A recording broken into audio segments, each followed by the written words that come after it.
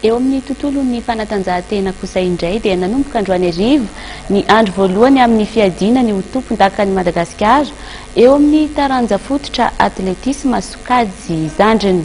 Ny Alahady izao moa vao hifarana ity fifaninanana ity hoentina aminao ao anatin'ity fanadihadiana ity ny ampahambokatra voalohany tamin'ity andro voalohany androany ity.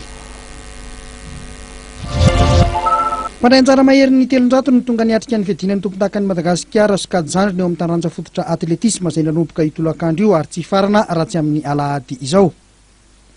Ny tombony isan'ny mpandray anjara raha oharina tamin'ny taona lasa niakatra arak'izany ny avy teknikan'ireo atleta indrindra eo amin'ny sokajy zazalahy.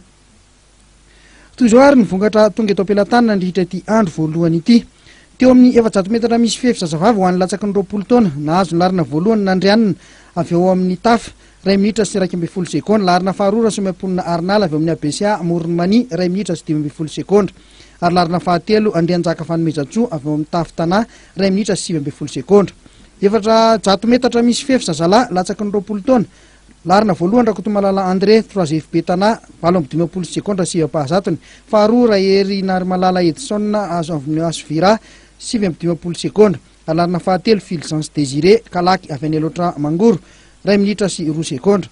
Eo amin'ny 100 metatra zazavavy ho an'ny latsaky ny 20 taona dia nahazo larina voalohany Erasovololona Natasa, ary eo amin'ny zazalahy dia amin'izay 100 metatra izay ihany ho an'ny latsaky ny 20 taona dia Rakotomavitsylavina avy amin'ny 3FB Tana 4 sekondra, ary ny 3 metatra zazalahy ho an'ny latsaky ny 20 taona Hernia Olfa avy amin'ny Ana avy any Mani 7 minitra sy 4 sekondra.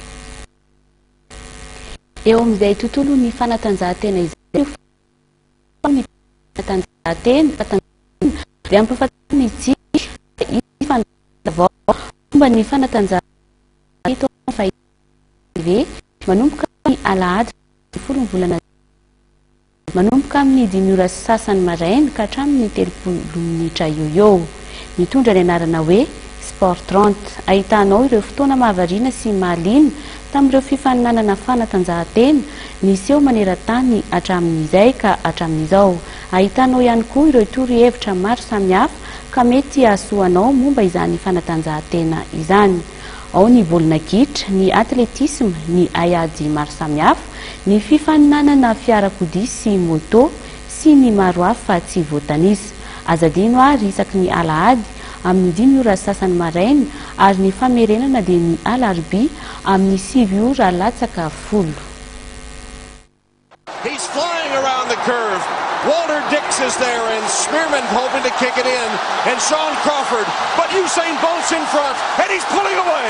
Bolt has the lead, widening the margin all by himself across the line. Bolt 19-3-1.